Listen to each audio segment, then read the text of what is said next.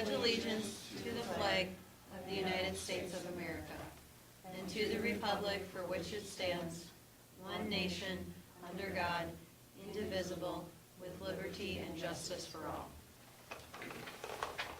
All right, we will also move to a roll call of board members, starting with Laurel Christensen. Matt Semple. Don Evergard, Jeremy LeBlanc. Sonia Peterson. Ron Winter. We have tonight's agenda on board book and also in content list. I don't have any additions or corrections. I don't have any additions or corrections to the agenda. If no one has any, then I need a motion to approve tonight's agenda. I'll make a motion to approve tonight's agenda. A second? I'll second. All in favor signify by saying aye. Aye. Opposed, no. Motion carries. I will read tonight's, the mission statement tonight. Our mission is to provide a caring environment of high expectations that prepares every student for a successful future and instills the value of learning. Moving to the public address to the Board of Education. Is there anyone here wishes to speak that's not on tonight's agenda? All right, that moves us to consent agenda, consisting of meeting minutes from October 14th, 2024, payment of claims, finance report, and the enrollment report. Any questions on any of those items? Is there a motion to approve tonight's consent agenda? Motion by LeBlanc to approve. And a second? Second by Semple. All in favor signify by saying aye. Aye. Opposed, no. Motion carries. Moves us to reports. We'll start with Mrs. Hanson. Good evening, everyone. Evening. Hello. Good evening. Hello. When I take them and pass it, and these you can just look at and pass. Okay, well, on my report, I have a couple of things that we've been working on. The first one is what we call an SEL activity, that's social emotional learning activity, and it was called the Positive Pumpkin Project. And I'm going to just read a caption that Mrs. Goldberg gave to me regarding this project. She was the one, our K-12 social worker, that headed this up. The Positive Pumpkin Project was a fun and vibrant social emotional learning activity.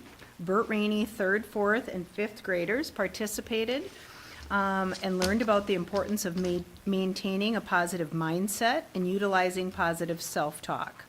In this project, students worked in small groups to paint colorful pumpkins, turning them into joyful symbols of positivity.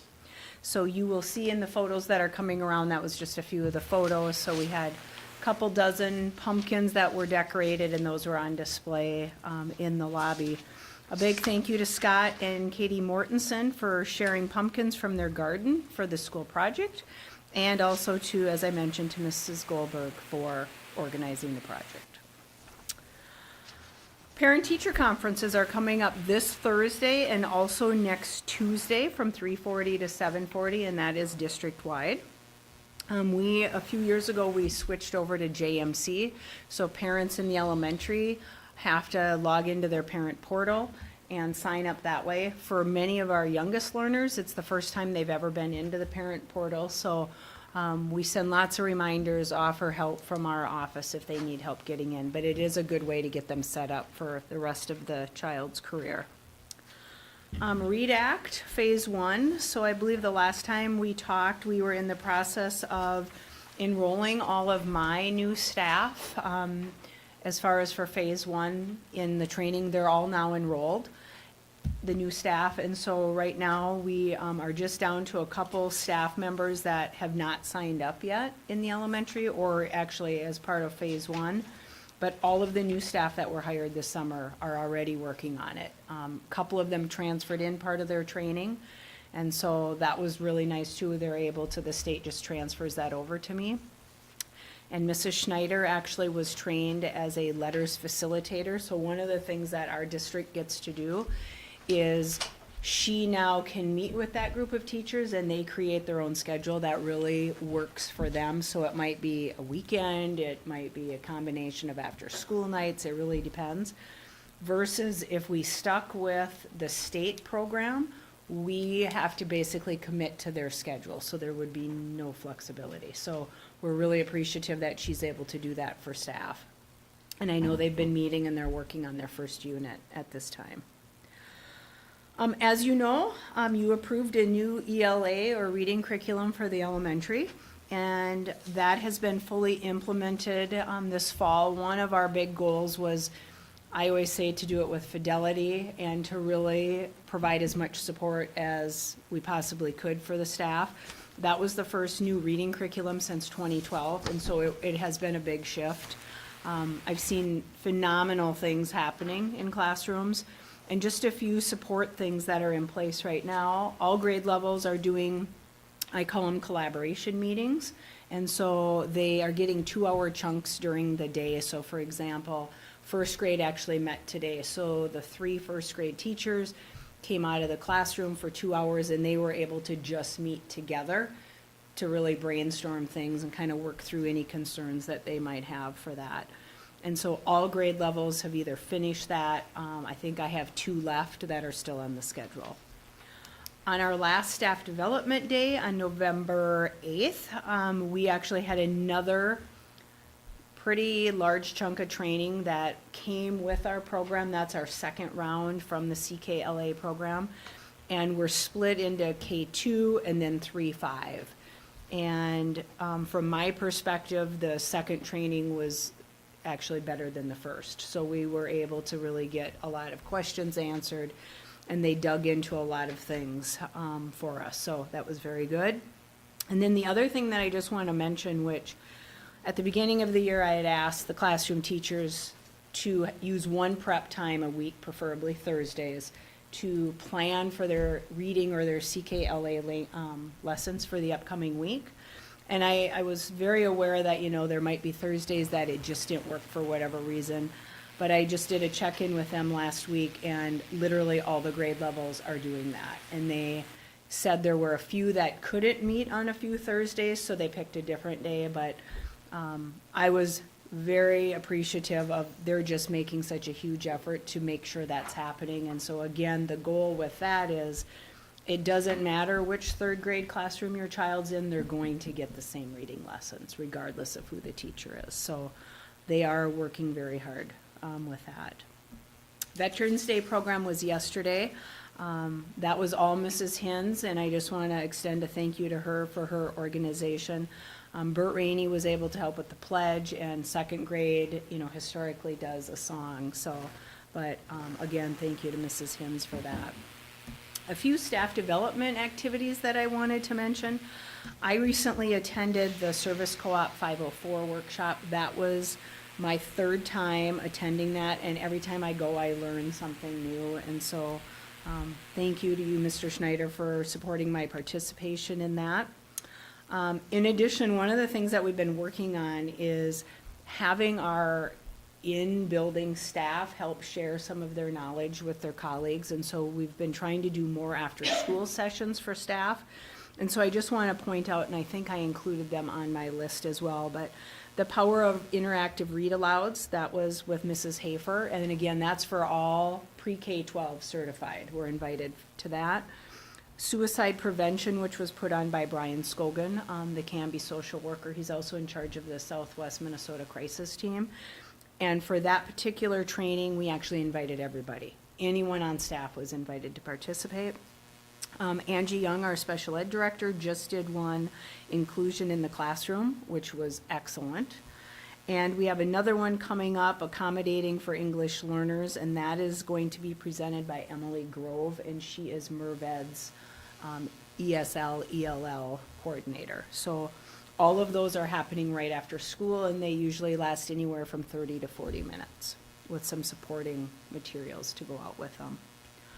I also included a link to our November 8th day. It was a very busy day in both buildings. And one thing I didn't have on my report, but I did send a copy around for you, was just Bert Rainey's plans. Next week is the American Education Week. And so we've got a few different activities that we'll be doing. Questions for me? Exciting stuff, a lot It going on. is, lots Yeah. going on, Yeah. absolutely. Thank you. Okay, thank you. Thank you. Mrs. Hens is unable to be with us this evening, and her report should be on Board Book. If anyone has any questions, Mr. Schneider might be able to answer those.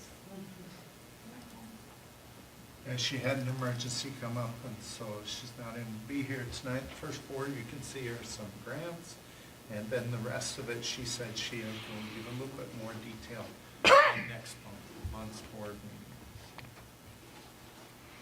It's really nice to be able to utilize those local grants for some of those big things, especially like the mascot project will be fun. And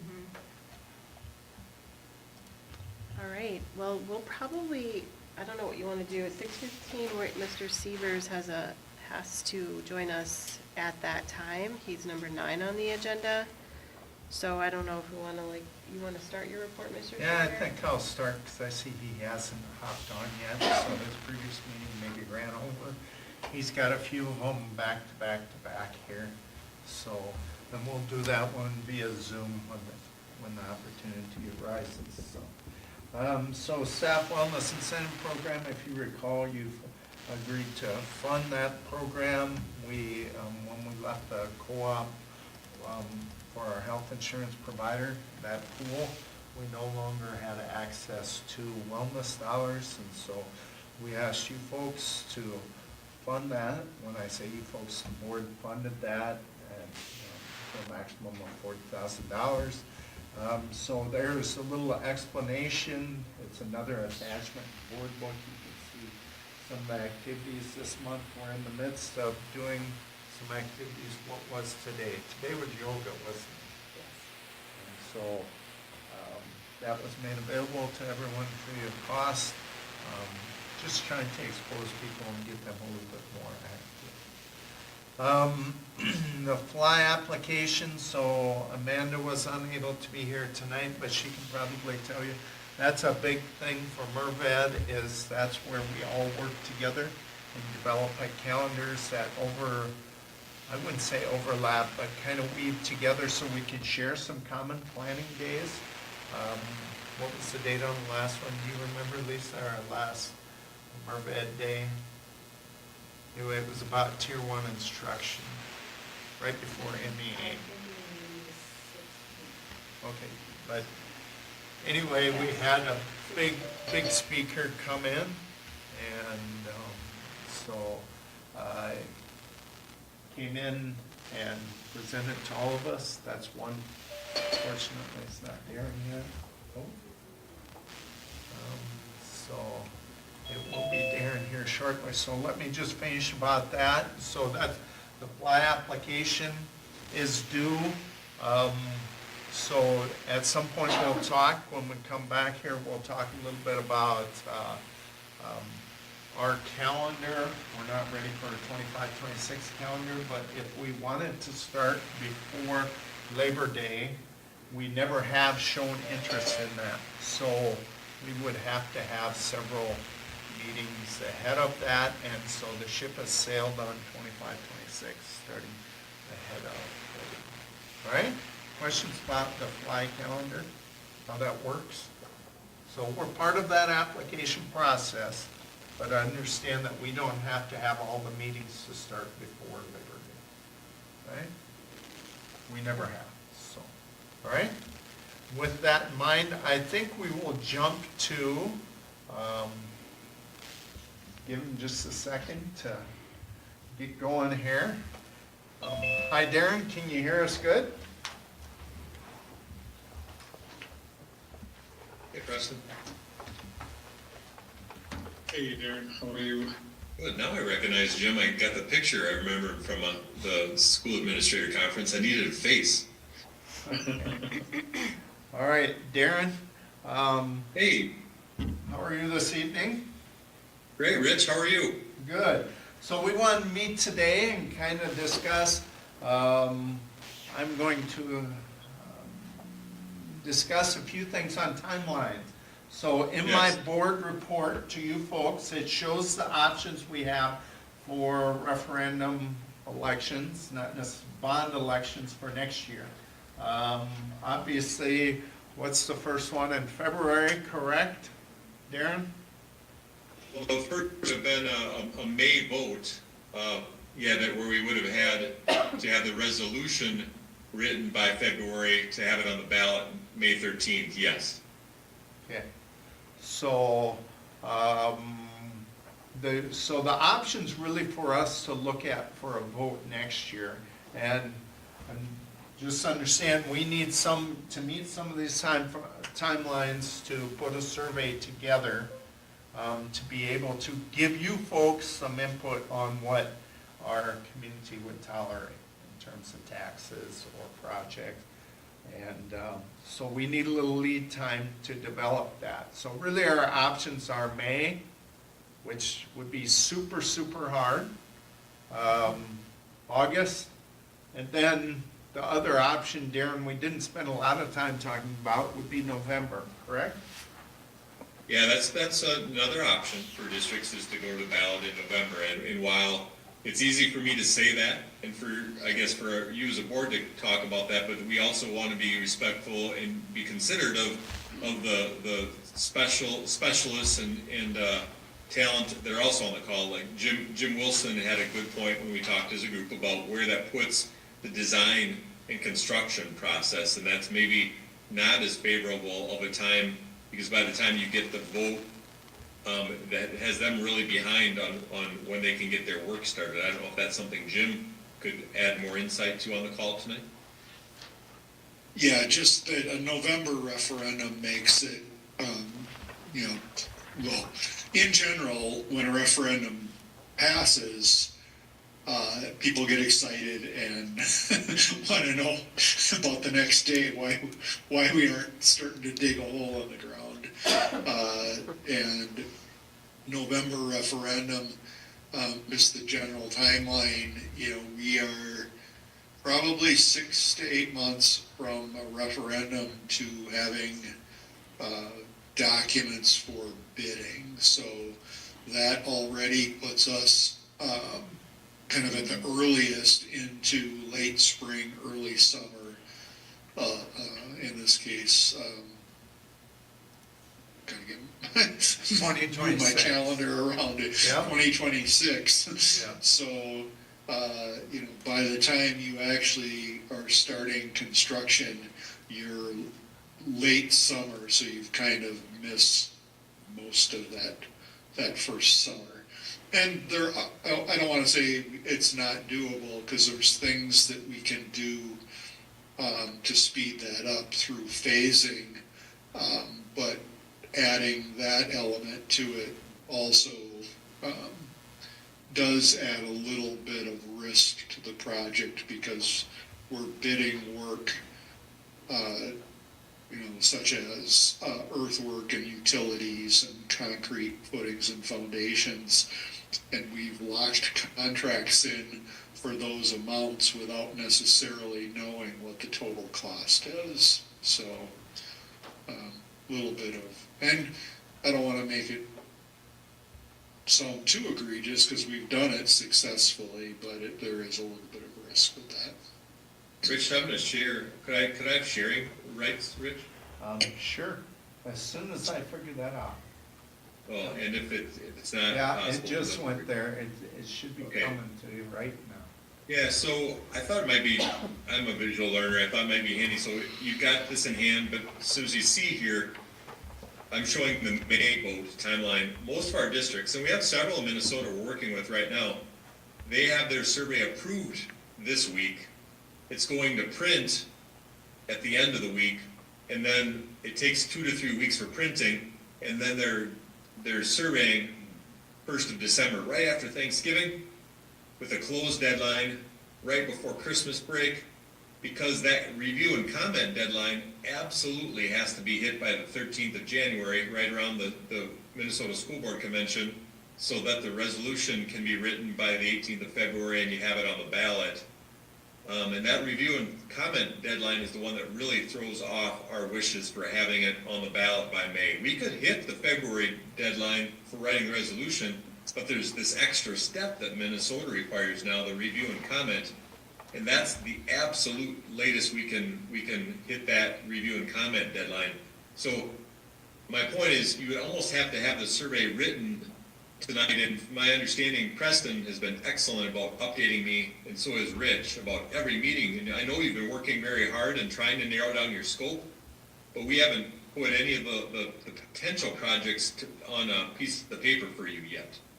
So it would be virtually impossible to get it printed, mailed, and get the data back for you in a systematic manner with any polish, because the survey is yet to be written. I've started framing up your municipalities and all the default things, but we have to put the questions you want answers to in the survey and the tax implications. So what I wanted to show, Rich, I've got the other timeline. Let's see here. Pardon me, I'm going to stop sharing that screen. I was going to pull up the August. They also have this in board one. Okay, good. So I'm looking at, just so I'm looking at the same thing as you. I'm going to share my screen again. And August puts us in a much more comfortable timeline. We'd be talking about kicking off the strategy, confirming key messages right around now, writing the survey November, December, reviewing it in January, and trying to have it approved right around the time that you've got the school board convention in Minneapolis, and we could even meet there if we wanted to in person and talk through some last minute proofs and changes. Then I would send it to the printer the following week.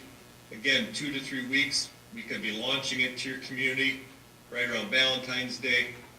And then we have that 3 weekend window, close it by March 3rd, give you a couple weeks for us to compile the data and get those people who missed the deadline, we input their results because we want every result we can possibly get.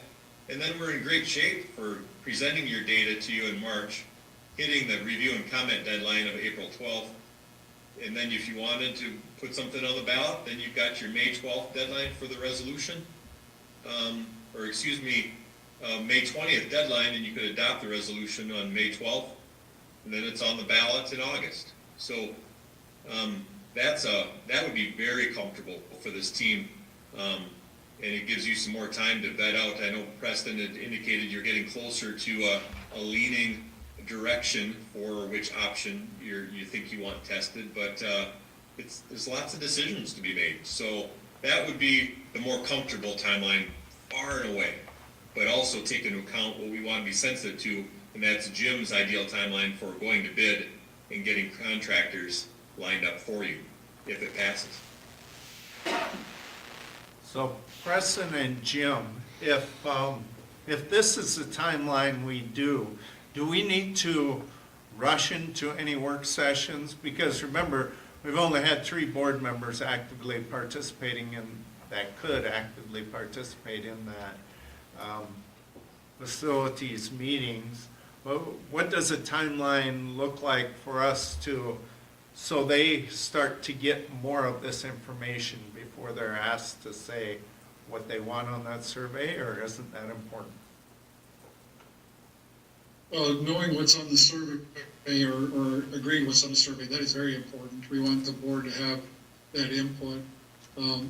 With this August timeline, that is a lot more comfortable with us being able to do that. So as an example, tomorrow night we have our next focus group meeting, and really that is, we anticipate will be, just kind of confirming some of the details that we've talked about from last week of what is the preferred option that they want to recommend to the school board. The school board ultimately has the decision or has the ability to make that decision of what the final program goes out to be.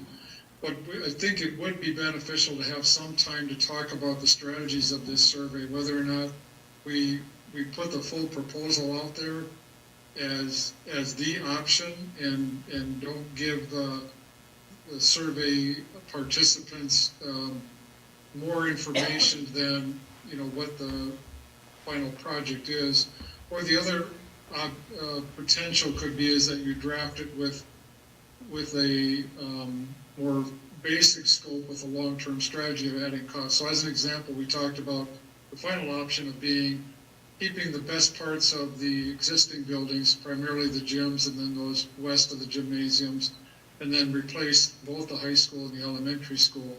But that comes to a fairly large dollar amount in total. One of the other options was to either, or keep, to still demo the high school, build a new high school, but keep the elementary school. That comes with a lesser tax impact, but it's only your first step in a phase to eventually replace the elementary school. So, you know, those are kind of the two key strategies, I think, because the focus group really does lend or is leading us to replacing all of the high school and elementary school with keeping the gymnasiums, but you know, it's the tax impact that also needs to be, you know, discussed, I guess, in detail with them. So, does that make sense, or did I kind of spin that to a point where we still need to kind of go through those? What do you guys think? Yep, that makes sense. Makes sense to me. Yeah, I think the feeling is it makes a lot of sense, so then we wouldn't need to rush into a work session. We'd have this week's meeting, obviously, to culminate and get the possible final recommendation from this committee or focus group. I guess I'd throw out one other thing, and Preston and I have chatted about it a little bit, but hasn't been really discussed with the full committee, and that is that the way the two options Preston suggested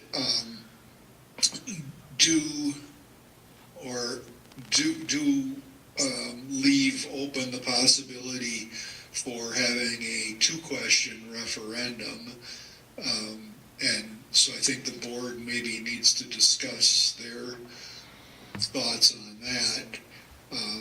The used to be probably the conventional wisdom is you did a 2-question referendum and you put the second question on as the sacrificial lamb to get the first question passed. But we've seen probably more and more where districts have really been successful with both questions. Well, kind of maybe the reference point to what Jim is discussing here is recently GFW did that where they were building a new building, and the first question was to build a new, I'll call it secondary school, and the second question was to then replace the elementary and build all new PK through 12 building, and in that case, both questions did pass for them.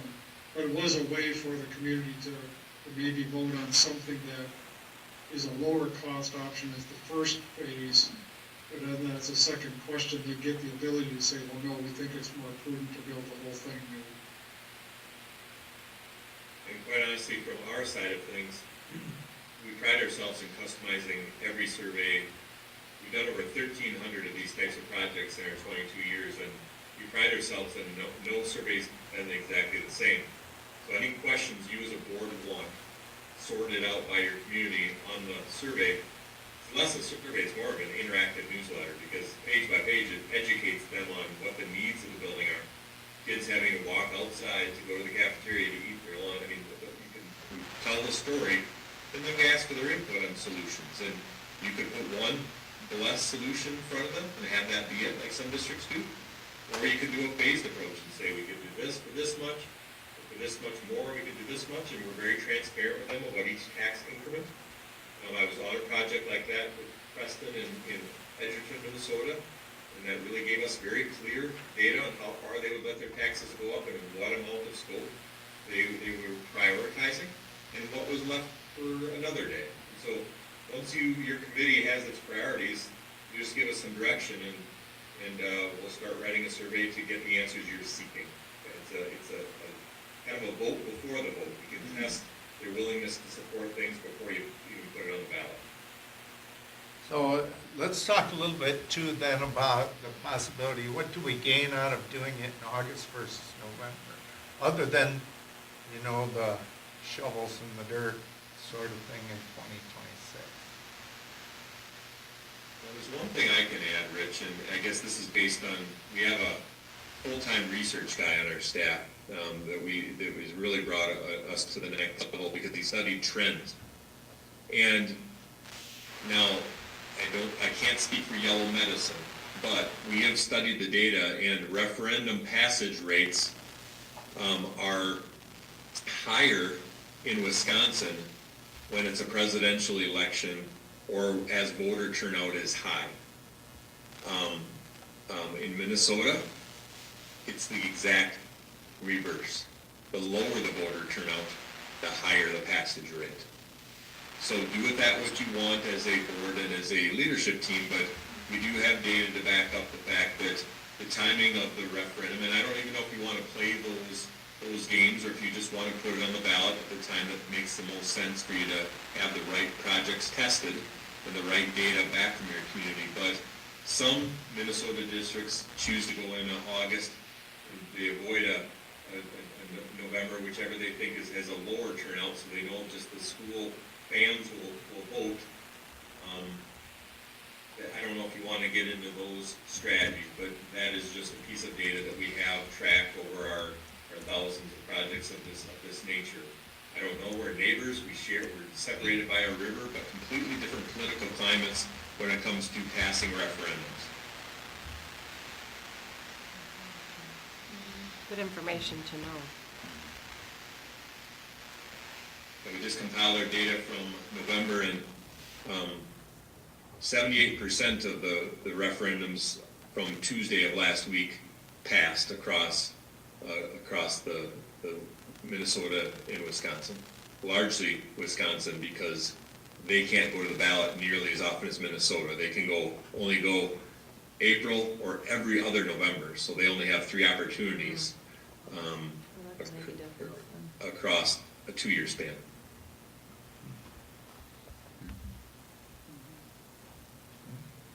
Thoughts or questions there, folks? I feel like the May just doesn't seem feasible. I mean, No. it seems like it's rushed for them too, so I feel like May is sort of not an option. I think the August timeline is probably the most ideal. It's as soon as we can do it and still get the input and get the survey developed for community support, tell the story, have it well thought out. I appreciate you sharing your data on the voter turnout though, because that's one thing we had talked about was it better during a November election or an off election? And then it's really just those that are interested go. Right. For the ballot. Yeah. And a lot of that is going to be whether, you know, what kind of community support you get in terms of any kind of really kind of organized promotion of it. You know, if the board passes this and decides to do it, and then everybody just sits back and waits for the election to come, my, I guess, anecdotal experiences that they're not as successful is when there's a group that is actually promoting the need for the referendum. And absolutely, and I need you to know as a board, we write our surveys very nonpartisan, not leaning anyway. We really pride ourselves on being independent. We're not trying to sell, we're trying to inform. So I thought I'd share with you, just to give you some perspective on what we do here. I'll share with you, I'm going to present their data in about 45 minutes. We just did a project for Fulda, Minnesota, and they've got some elementary school challenges. And so we have an opening letter signed by the board and the superintendent, and we outlined for them all the elementary's challenges, show them a nice image. Jim would provide us something awesome here that gives the ages of the different sections of the building. And then we say to them, now here's some things we can do. We can build a wing onto the middle school, high school, and then between Preston And Jim, we get some cost estimations. A new elementary hooked to the high school is 25.9, or we could just maintain the existing Fulda Elementary for 10 million. Ask for some input on that, compile that data. Again, we're not trying to sell anything, we're trying to get the community to engage with you and tell you what they would fund. And then we said, by the way, we've got some problems at the high school too. Option one, it's a little bit cheaper to do those things because we already have construction crews doing things at the high school, as we had at new elementary school. And then we also have, it'd be more expensive if we're only maintaining the old elementary school. And then we put all the tax impacts right in front of them. You got option one, you got option two, summary of costs. And then we asked them which one they'd support. Outline for them the ag to school tax credit for those that own ag land, and that's all calculated in there. And then they had a question about a pool. Should we keep the pool open or close it because it's at end of life?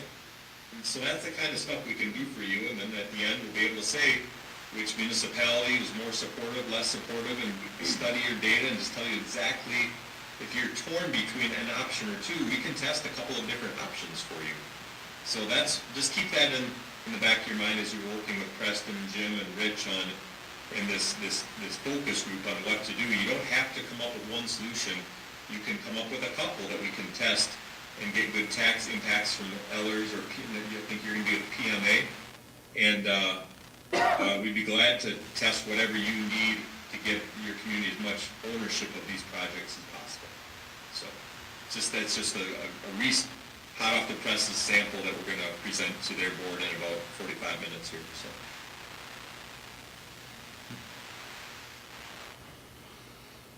Thank you. Okay. Interesting. Thoughts or questions? I like the thought of the August referendum vote date, just for the fact of construction ease and the historical positive results, or better positive results in Minnesota. I think that's really what we need to shoot for. But- Makes sense. Yeah, Yep, I agree. okay. So our next step, we'll finish our facilities focus group, get that data to people, and at some point, we'll need to have a work session, review that with the whole board. And then maybe in that interim there, Darren and I can have some wording kind of ready. But we're gonna rely upon that work session to give us some of our options, so. Yeah, the fact that it sounds like you're committing to August, these are the key dates. We'll need to get drafting some here in November and December before Christmas, get a framework in place. And then Rich, that'd be great. I'll take any help you and Preston and Jim can give me on trying to get kind of the main ideas into the survey, and then we can buff and polish after the new year and finalize it sometime after the board convention. That's a really comfortable time frame. So you let us know when you're ready for that kickoff call, key messages work. Like I said, I've already been writing your surveys, getting all those municipalities in there, updating who the school board is, assuming the letter's coming from Rich and the school board, trying to get as much done as possible because I wasn't sure what you were going to say. Are we doing May or August? Because I wanted to write as fast as possible. This will be very, very comfortable, and it'll be a better survey with a little bit more time to think it through. Yep. Anybody else? Anybody have any other thoughts?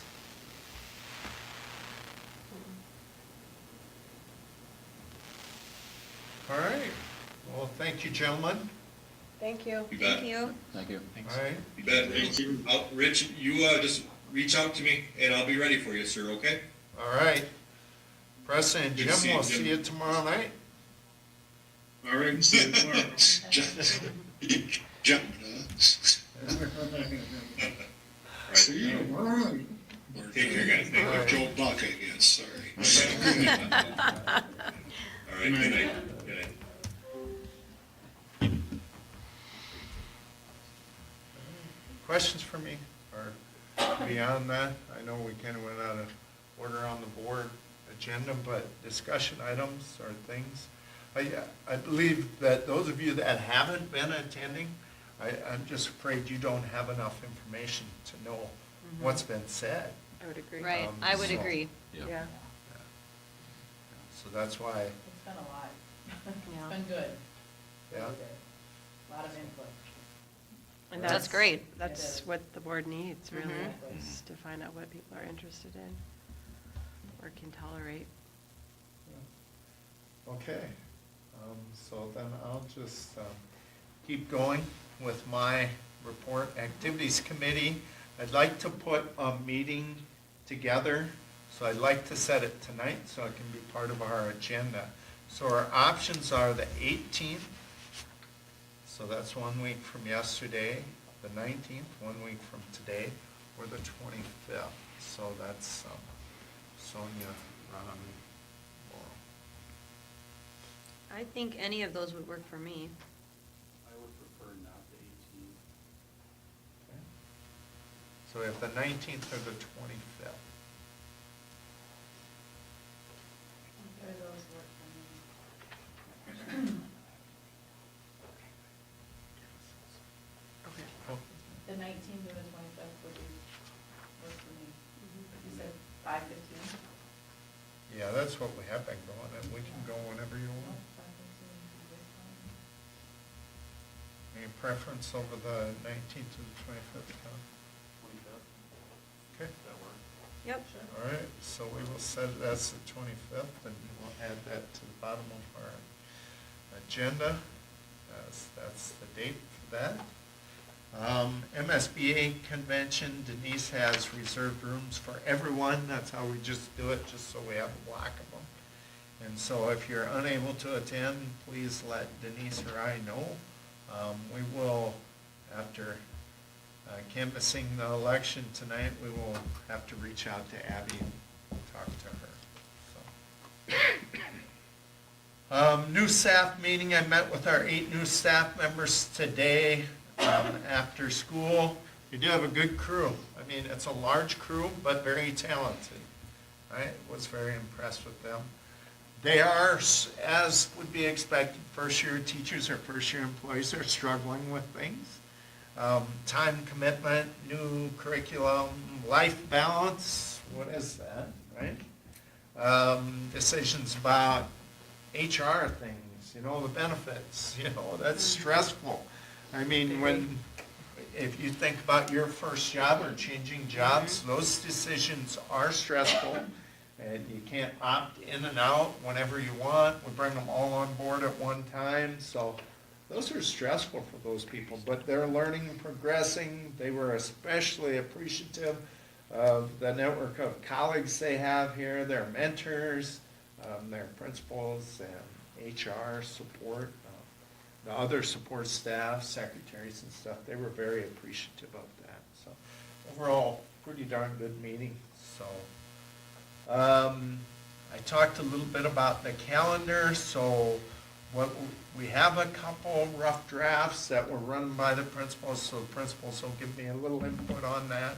And then what I'd like to do, in the past, we put together some staff and a couple board members to examine that. When I say the board members, we ask that the board members kind of be the voice of the parents in this process of that. So if you're interested in that, I'd like to get something done. It usually takes longer than we think. But if you're interested in that, please let me know. It's probably going to be 3:15 sort of meetings, but we could do them via Zoom or something. So. All right. We talked about the dates for possible board elections. We do have one new board member coming on. We'll have, Dawn's gonna reach out to Abby and talk to her, but we will have some phase 1 training, and if it's in person, there's a possibility that one of us could attend that with her. So, questions?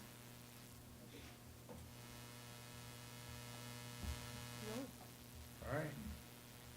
Sorry that got a little long. You don't get credit, are you taking all the credit for the presentation by the. Or Blaine. David Blaine. I think that was really helpful to have them, school perceptions Yes, on very there, helpful. just to hear kind of that perception of when we should go to the survey and the vote. Any other questions for Mr. Schneider? All right, then we will move to the World's Best Workforce and Achievement Integration Report. So if you take a look at that, slide 2, we're moving from Woodworth to CACR. We're now going to call this the Comprehensive Engagement and Civic Readiness. So it's no longer going to be WBWF. So they changed that with a greater emphasis towards preparing students for civic engagement. So that changed it. They did also make some changes in the 5 areas that you'll see. So it used to be 5 areas, now it's only 4 areas. So that is all children ready for school, all racial and economic achievement gaps between students are closed, all students are ready for career and college, and all students graduate from high school. The one that's missing, which we'll still report on tonight, just so you know, is the 3rd grade reading. It's no longer a World's Best Workforce area. So, all right?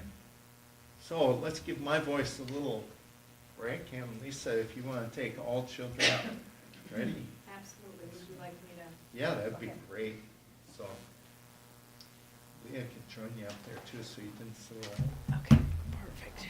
Okay, She's so. probably as excited about it as you are. Yes, for sure. Actually, I do have some fun things in this. So, as Mr. Schneider said, part of this particular goal will be changing.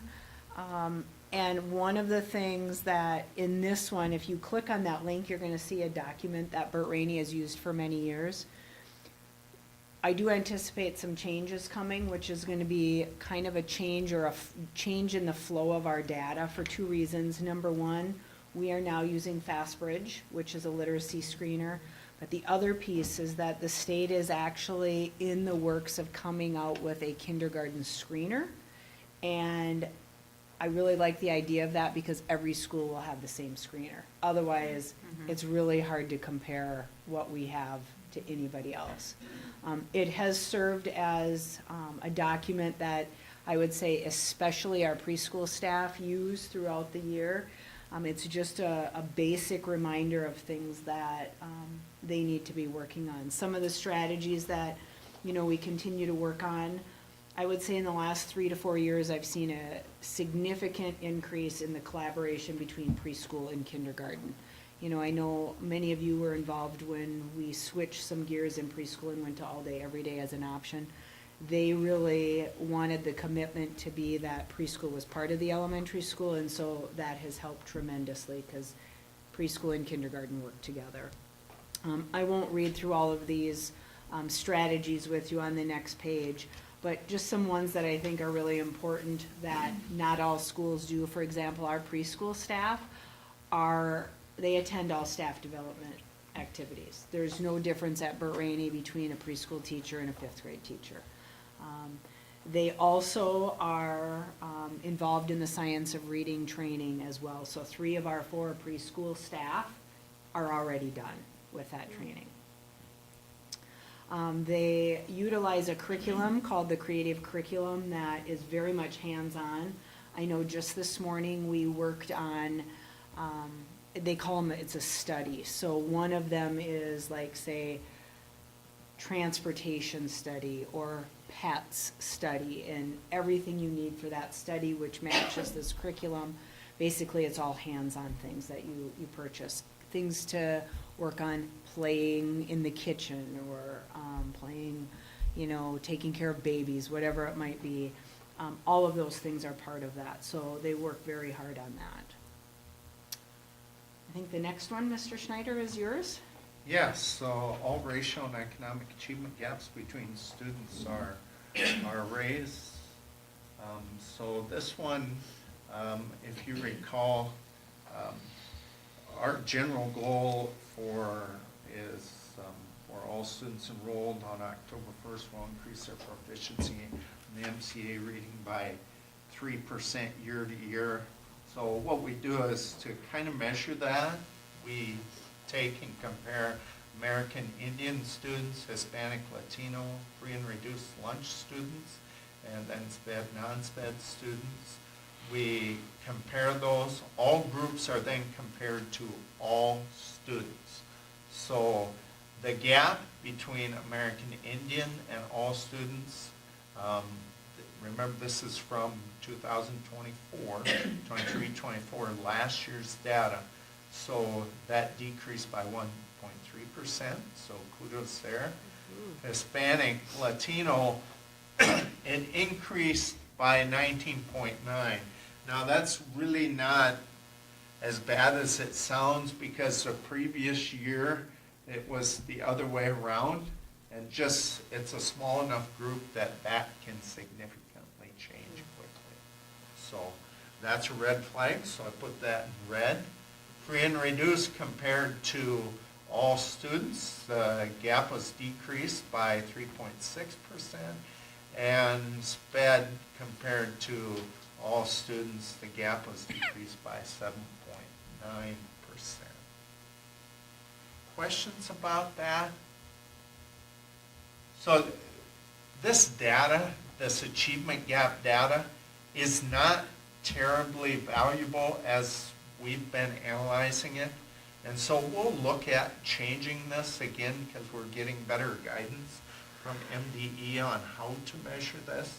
But it's important to note that a gap can decrease if the overall MCA scores go down. All right? And that is what happened this year. All That was right? my question. So Yeah. we Good look point. good, but not as good as what it should. But on the positive side, 3 of these groups were not as negatively impacted by that decrease. So that's a good thing, right? That's worth celebrating. So we just have to be cautious in trying to put too much weight into achievement gaps. And in fact, lots of states and even the federal government has gone away from using it to this detail. All right? Just need to be cautious with that. But 3 good signs there. All right? Next one, all students career and college ready. So Leah, would you Yep. take this slide? Yeah, so this is the goal, so the percentage of students completing, by the time they're done with 11th grade, they've done 2 or more CTE or PSEO classes. So, so we're at 85% this year. This is the goal that we share with all of our districts. So when we do achievement integration type work, the YMIC, we really want to make sure that we have a shared goal, that we're actually doing integration together. So this is the goal that we all kind of came together on, and we continue to come together on. So yeah, 42 of our 44 students achieved this. Makes sense. So all the achievement integration schools have the same goal. All right. Let's move on to the next one. Also supporting that same goal area.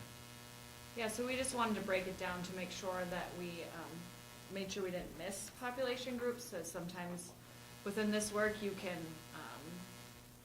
not know where you can achieve, or you could do better. So our goal, the percentage of American Indian Hispanic students enrolled in concurrent or CTE classes will increase.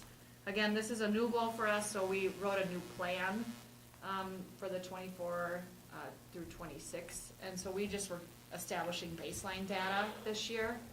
As you can see, and I did pull it out specifically because I wanted to make note of it.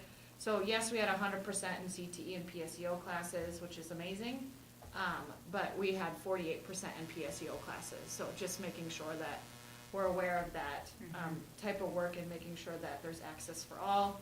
And that really, a lot of that really came from our healthcare classes, and then our indigenous, intra-indigenous nations class that we teach here on site, so, yeah. Questions about that?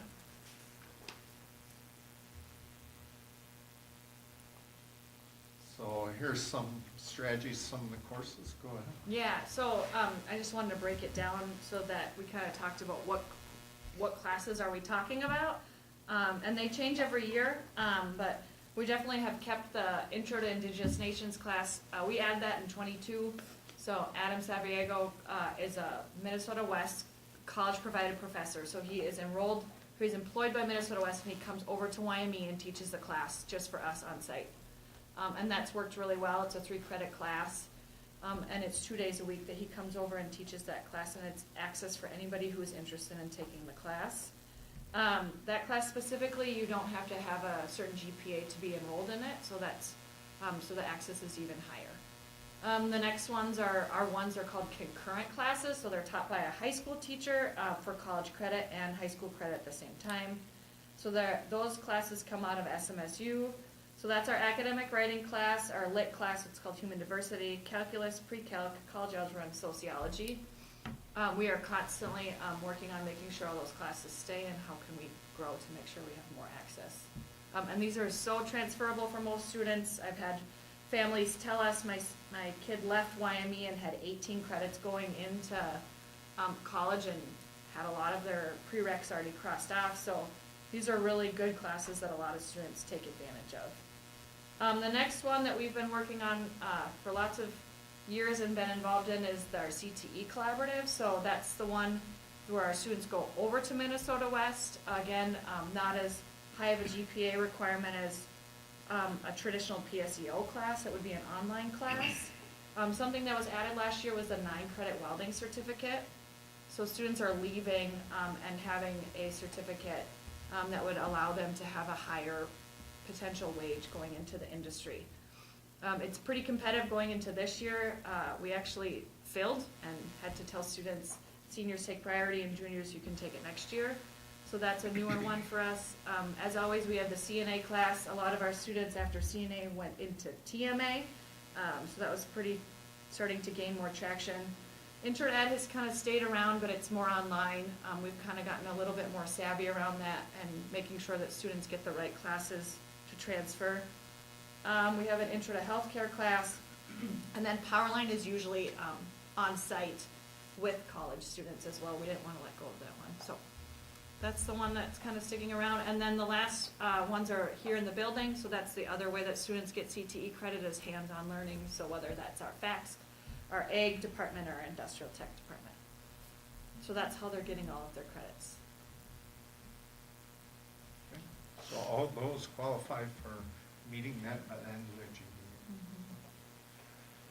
GPA. All right, Stacy was going to talk a little bit about graduation rate. So we do not get the final graduation rate until the following. So we'll get this last spring's graduation rate in probably February or March, early March. We don't get that because they have to go through any kiddo. So here's how the cohort works. If a student is enrolled anytime during those 4 years at YME and leaves YME and does not enroll anywhere else from leaving YME, they're part of our cohort, all right? I explain this every year and it's really confusing. But if they're here at any point and leave and either drop out or maybe they go to another state, all right? We do have some of that where they go to another state and that state doesn't request records for us, or that student does enroll down there, maybe in a GED program. Different states have different programs for that. Then that's a dropout for us. So last year, if you think about it, I reported, I can go back to this and told you that in 2023, I projected all students would graduate, right? But we don't have an easy way. We haven't figured out how to keep track of if that kiddo was in that cohort and dropped out. So we don't get that until, unfortunately, it's too late information. Now anecdotally, we knew that some of those kids were in there, but they could have gone into a different program and we weren't aware of it, so. Right? So with that being said, I'm projecting that in 2024, next spring, it's 100% because all 39 of the kiddos that were enrolled here during that time graduated, right? But I also wouldn't put my whole salary on it if that's accurate. Might not put much of my salary on it. Right, that number next year might read 39 of 43. Correct. Right. Yeah. Right. It's likely the 39's gonna be correct, but the top 39, but the bottom number probably isn't. All right? So, now this one is no longer there, but Lisa, I asked that we still report it because remember this is 23-24's data, so last year's data. Right? Is it catching up? Oh, did it? Do you have another, in the next slide? Doesn't like- Do you have it on your, does everyone have? 'Cause We I have it. Yeah. Yeah, we Okay. have it, and I'll continue. So Yes. one of the things, as Mr. Schneider said, so they have changed how this will be reported, and I view it as, it's no longer a third grade, it's more about the district and it's more about the building. So one of the things you're going to see is that our proficiency rate on the reading MCAs in particular has gone down almost every year. You know, you'll see one changeover, but what that means is that last year, actually, yes, Mr. Schneider, it's last year's third graders, correct? Correct. Yes, okay. They had a 31.9% proficiency rating on the MCA, so that means to be proficient, you either had to meet, which means pass, or exceed, and so those two categories equal 31.9%. Definitely not where we wanna be, and it's scores or data such as this, and even when you go back 2-3 years when we started looking at our reading curriculum, was a driving force in that. So the next thing that I just wanted to, and we've talked about all of these before, but things since this time, and especially in the last couple of years, some improvement strategies. Of course, we took 2 years to pick our new curriculum. That was implemented this summer, and fully in place with students this fall. It is being implemented with fidelity, and I have talked about the common planning, training and support, on-site meetings. Also, as I mentioned, all of our newly hired elementary teachers are already signed up for the literacy training, either letters or core. And we also started our new FastBridge screener, which is very comprehensive.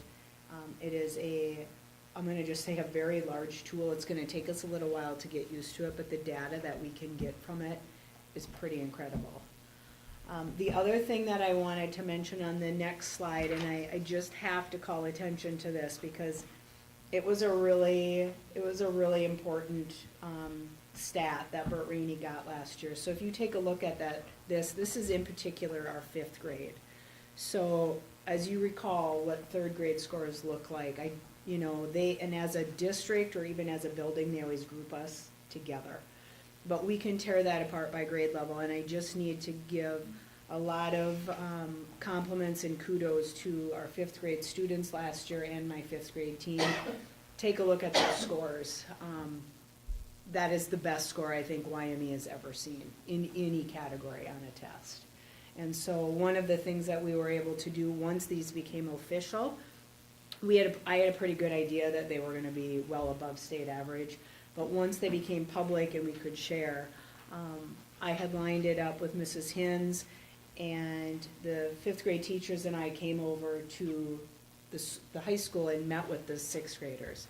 And of course, we didn't tell the teacher why we were coming, I just said, hey, I really need to come in and meet with the kids, so of course it was great, because all the 6th graders are like, what's wrong, Mrs. Hanson? And then in walks their 3 staff members that they work, their 3 teachers.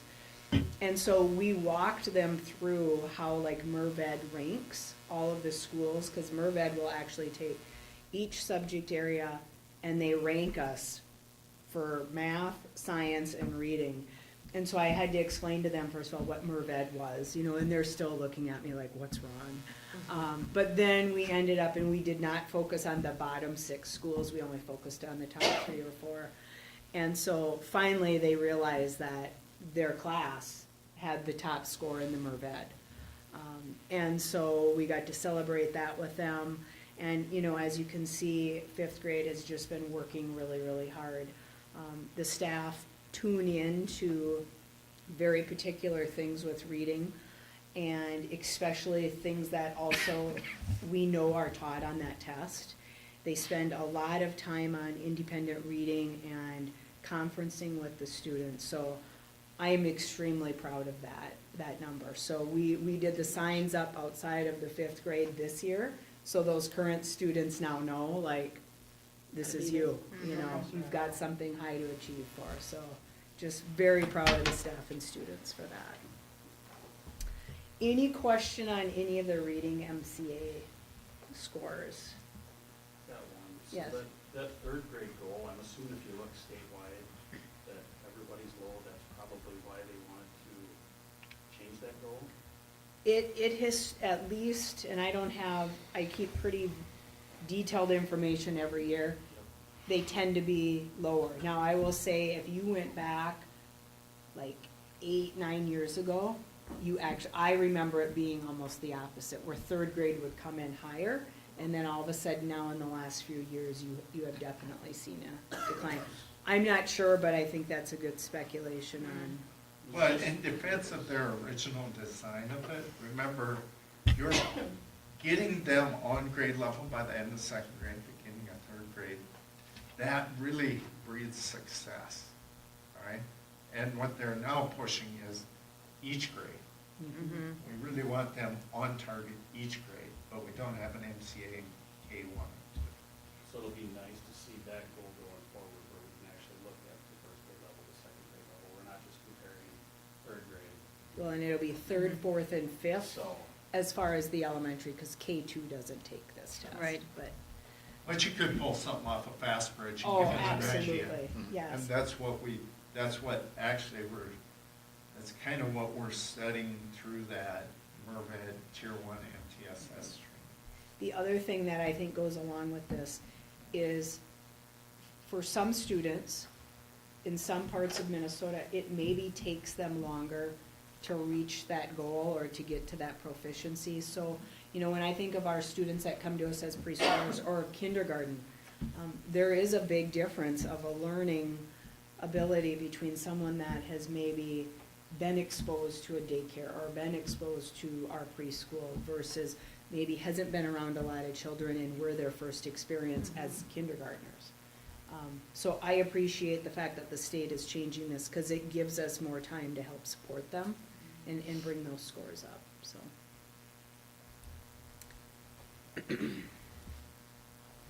Yes.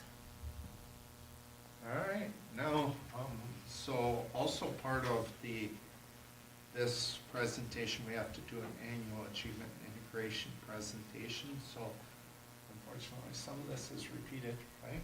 Yeah. So, So integration is really, we work with 5 other districts, and we're the racially isolated district, so, our surrounding districts will work with us, and really what's required legally, it would be one event, but we come together and do like 12 to 15 events, and so then, we just get more opportunity for our students. So you can see on the bottom a lot of the things that we do. We do our junior college trip every single year, where students get an opportunity to put their feet on a campus of a 4-year school and a 2-year school. And they get like 4 to 5 different trip choices that they can choose. We've ran an art day out at the Upper Sioux for the last 3 years now. We have very high attendance of Indigenous artists, and this year we brought in some other artists of color, and students line up really to be a part of that day. We do a senior college visit, so we want to make sure that seniors have one more shot at getting their feet on a campus. We get up at 5 a.m., sometimes 4 a.m., and we go up to NDSU or Moorhead. Sometimes it's so far away that parents don't have opportunities to go up there. It's a really quick visit, and students sit on the bus for 6 hours, but they sign up. We do a career expo every single year with our 10th graders. So they get to go over to SMSU and just really get to explore all the different careers that exist in the area. We do the SMSU College Fair, and every year it kind of ebbs and flows whether or not it's happening this year, or last year it did happen, and so students get to get in a gym and see all the colleges that are really recruiting them, because the game has changed a lot. There's just so many opportunities for students, and they get recruited really heavily, so it's nice for them just to talk to people.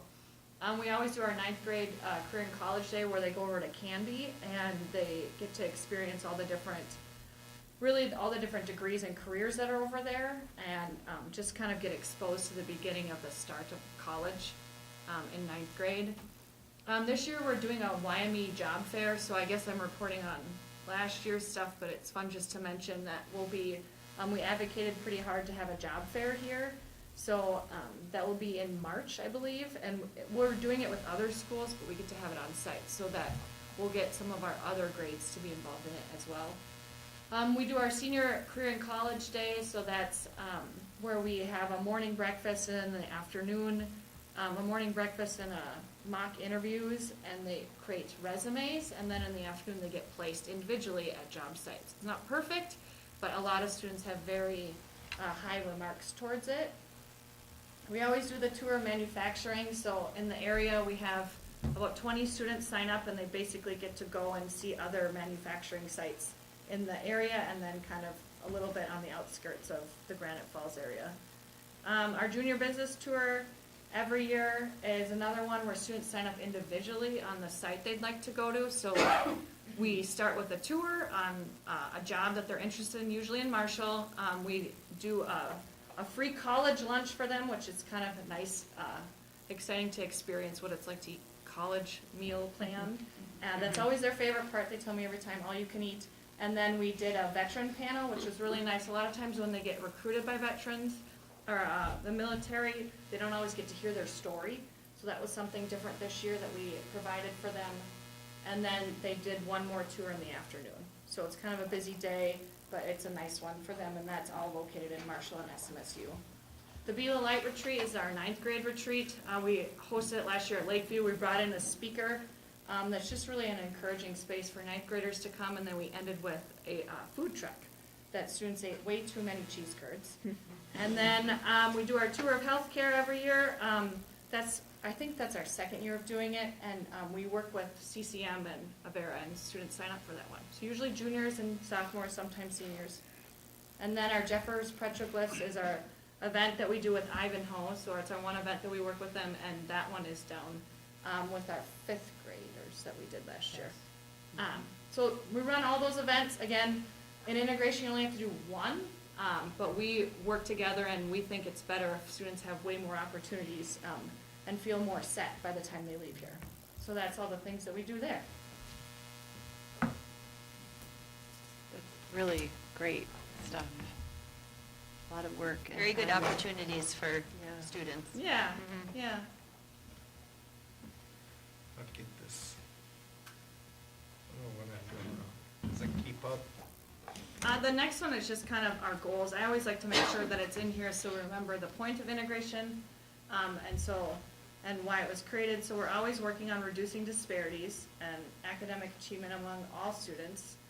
Specific categories of students excluding the categories of gender, disability, and English learners. And we're also working on reducing disparities in equitable access to effective and more diverse teachers among all students, and specific categories of students excluding the categories of gender, disability, and English learners, and then increasing racial and economic integration.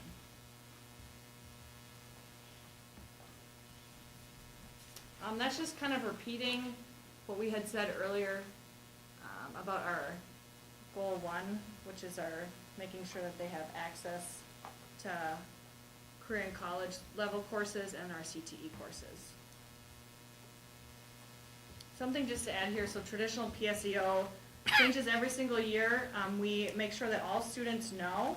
So if you have a 2.7 or higher, you have access to take an online PSEO class. So we send out emails to families and students to let them know that they have access to be able to enroll.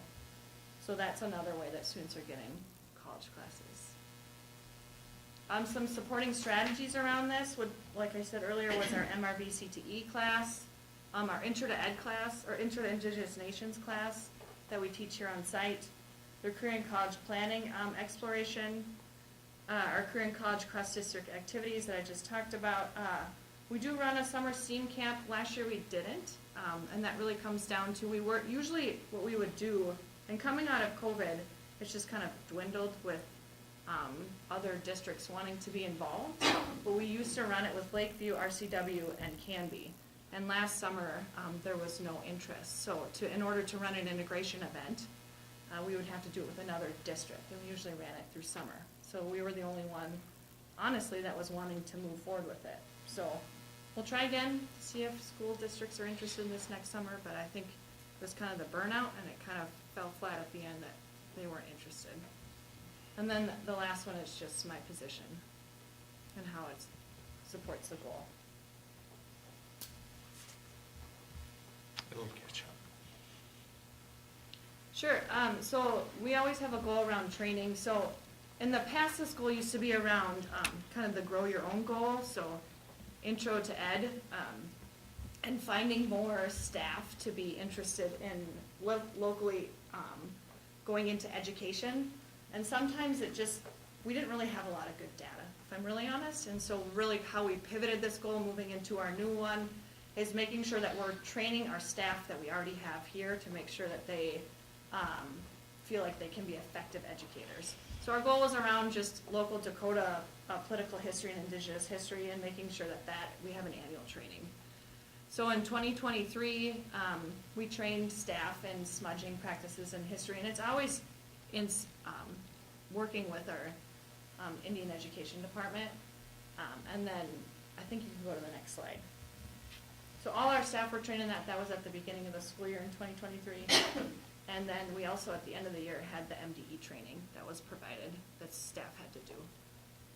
And again, we're not always the ones that are leading it, but we're just making sure that that's just where we're at, and making sure that our staff had access to these type of trainings.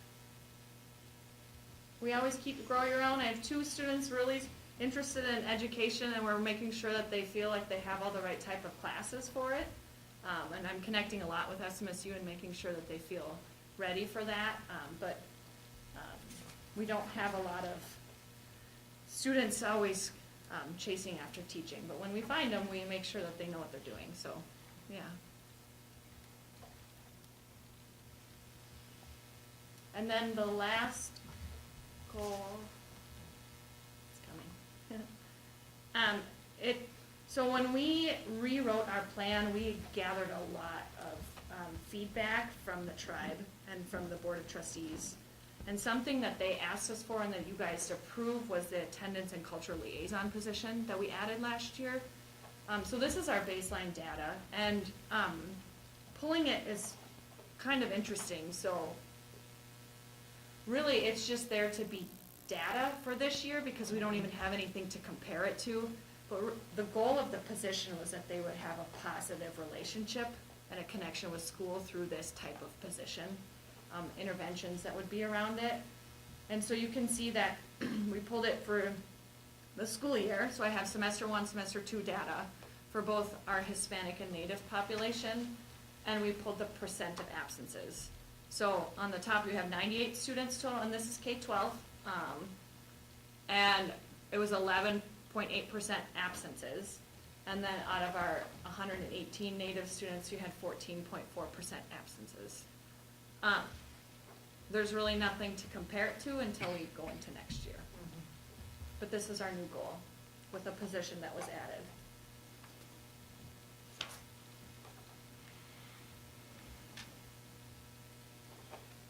So those are the positions there. Yeah, and so this goal really has a lot of support around, and something we talked about too is just making sure that we have representation in our books, and we're always doing that.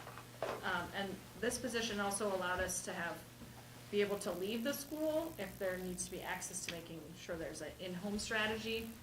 And again, it's a morphing position, so it will continue to grow, but we really added this one last year. So that was our new one.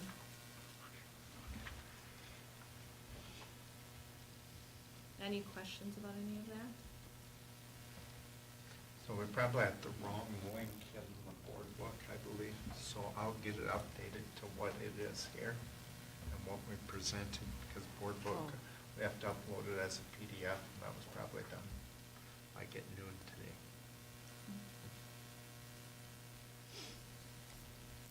Okay. All right, this is, every year we get a lot of this information from Minnesota's report card that's available for you folks to look through. If you're kind of a data-driven person, you can glean a lot from there. If you go to that website, you can go student academic data, how are students doing, are the students mastering the standards, and then pick test achievement levels, test results, and participation are some of the areas that you want to focus on. All right? Thank you very much. Thank Leah. you. Very That was good really great. information. Yep. I have to submit a report to Megs on this, and then this will go on to our website. Great. Great job on the fifth grade reading. Yeah, that's Absolutely. Incredible. incredible. Pass that on. Yeah. Do it again this year. All right, any other questions about that? Not, we'll move into committee reports. Just go right back to you, Rich, facilities focus groups. You've had a couple of meetings. Yeah, I think I'll let kind of you folks maybe want to touch base on this. Give them kind of an update of how it's going. I think it's going good. I think we get a lot of, I don't even know how many people are on it in the community, but we get plenty of good conversation. You know, everybody has something to say, and there's a lot of good feedback, I think, about it. So I feel, do we have 3 meetings now? Tomorrow night's our 4th? Yep. And Yeah, we got 6 tables in there, most of them are full, so we got somewhere between 30 and 36 people. I guess, were you at the last meeting? I was, You were? yep. Okay. Yep, was it the first meeting that we had a tour of the whole school? With Second. everybody? Second. Second meeting. I wasn't at the first, that's right, yeah. We had a tour of the school, which I think was very beneficial. I think that was very eye-opening for a lot of community members to Right. see, you know, what our school, what kind of condition our school is in. And the path that the students have to take to get, Yeah, say, we- accessibility and. Rich did, like, if you're a handicapped student, you know, what a wheelchair would be like in the school. And the path is just, How to get to lunch, how to. yeah, pretty much non-existent, really. I mean, it's not people really, so that was really eye-opening to a lot of us, I think. So, yeah, I think that was good information for the public to see, was the tour. Not, that was probably the most talked about piece, was how inaccessible our building is to, not only our building, but the elementary school, or the high school, but the elementary school as well. Just the path that those kiddos have to take to get to lunch is pretty staggering. And I don't know that many people in that committee thought about that until they saw it with their own eyes. And then also walking through the buildings and looking at the cracking paint and talking about the pipes that are broken in the wall and where the leaks were and some of the smells. You know, Mel Schulte was pretty adamant about getting them to smell the mustiness down in the basement in the elementary school and those types of things. And I think that really spoke volumes to the committee about the status of our buildings. They could see the broken glass in the windows and those types of things. And, you know, I think they understand that it's not just the physical things you see, it's probably what's behind the paint. Right. That are also It's all some patchwork. pretty big issues, Right. yeah. And then, I think the description of the buildings is we have a lot of space, we've talked about this many times, but that the usability of our space for today's education isn't where we need it to be. So I think that has made a good point in understanding with the group as well. I think this last meeting that we had was probably, I don't know if it was the most productive. The second one was pretty productive with the tour. But everybody was pretty adamant, and they still are, but they were pretty adamant about, that to do nothing is not even an option. Yeah. We have to do something. There's four. Right. Yeah. What do you call it, four, like, not slides, but. Scenarios. Scenarios, thank you. Yeah. That's what I thought. Yeah. More scenarios of, options of what, they think we could do. And so I left before we voted, but I heard there's a vote on. Yeah, we did kind of a straw poll, so I think it started out, Preston did a pretty good job of kind of walking us back and walking us through the do nothing, the what happened, and we tied it with some pricing this last Yes. time around. Okay. So I And think that- that's probably some that's- information this group That was hasn't something talked that the community about, asked yeah. for, the second meeting, I think they were asking for, what's the price of all this? Yeah. Yeah. Meeting prices. So, and we So had Preston came back with prices. 3 on- scenarios, correct, of kind of some pricing? Well, the Yeah. four scenarios, yeah. one was the baseline of what maintenance do we have to do Okay, and how that's much will what it that was. cost? Yeah. To have that kind of as a solid baseline. Right. And all 4 of these options were options that the committee had requested Yeah. from them to come back with, like, So option number 1 was just fix what we have. I guess that's the best terminology to use. Right. Fix what we have. That's not new paint, that's not new carpet, but, certainly, I think windows are in that, plumbing is in that. Fire alarm system is in that. Fixing the track is in that. Some code stuff that we need to do, especially with getting things up to date for accessibility, and then also safety improvements. So there's probably some more added into that Preston didn't give an exhaustive list, but that's kind of what I understand it. But that's basically fix what we got and keep it as is as much as you can with that kind of scope of work. And for the high school, middle school, high school, correct me if I'm wrong, that was in the $21 to $23 million range? yeah, they're in the board Just book. a- Yeah. Okay, so you've Yeah. got, okay, There- I'm sorry. yeah, I'm it's looking in back the- at- looking at it. It's in Okay, the- so that was good information for them to see.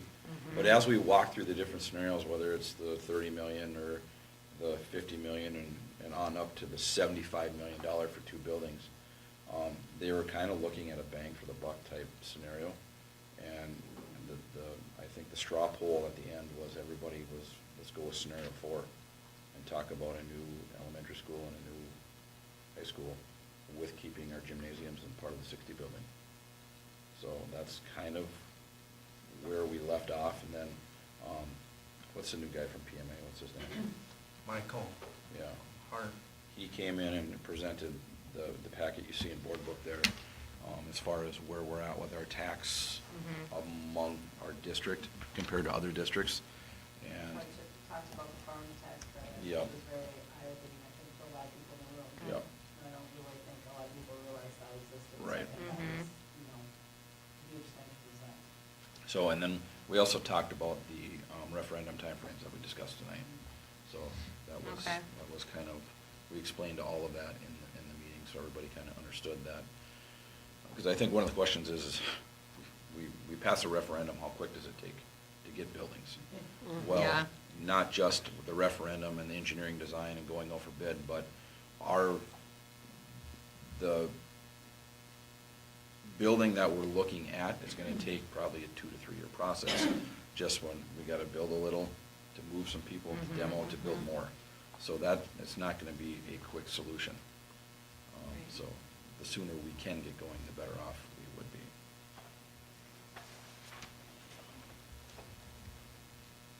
But I feel like we get really good feedback from the meetings. Yeah. and very effective. Yep. And I assume that you guys have talked about the survey, and the survey will go out, and that they know, like, We talked tell about the people to survey just a complete- little bit, Tell them to about complete that the we will- survey. We'll probably touch more on that Yeah. tomorrow night, I would assume. Yeah, we talked about Sure. that one will Timeline. happen, but we haven't talked about in general what the survey would be, or, we haven't really talked about what the questions will be, yeah. Right. But I think, And that's far away off topic.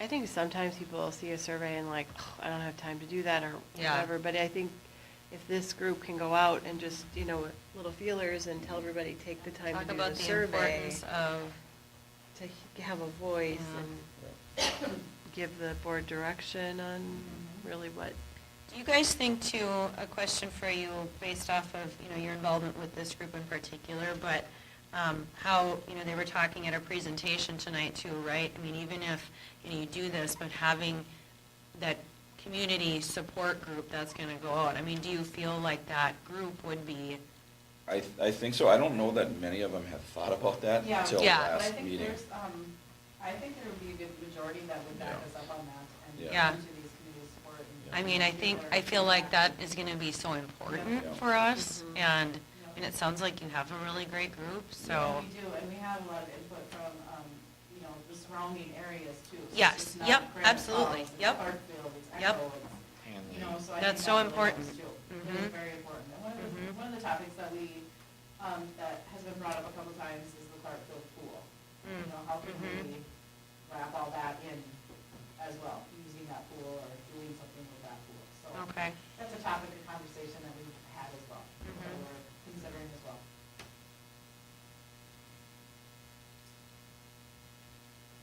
but we know it's an extra commitment for those of you that volunteered to do this committee with Rich, but I think it's very well worth it. and- She supplies us a meal every Wednesday Yeah. night, which is awesome. And Yeah, thanks Denise, they're very good. Yes. Denise Strike Catering. We could start a year now. Yeah, I'd be just fine with that.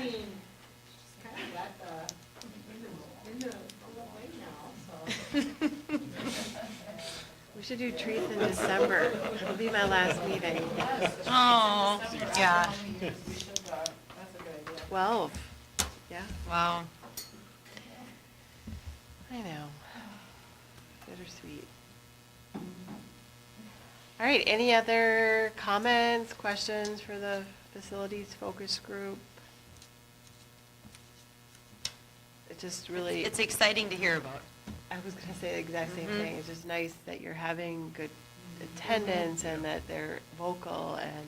Very. Yeah. From- Involved.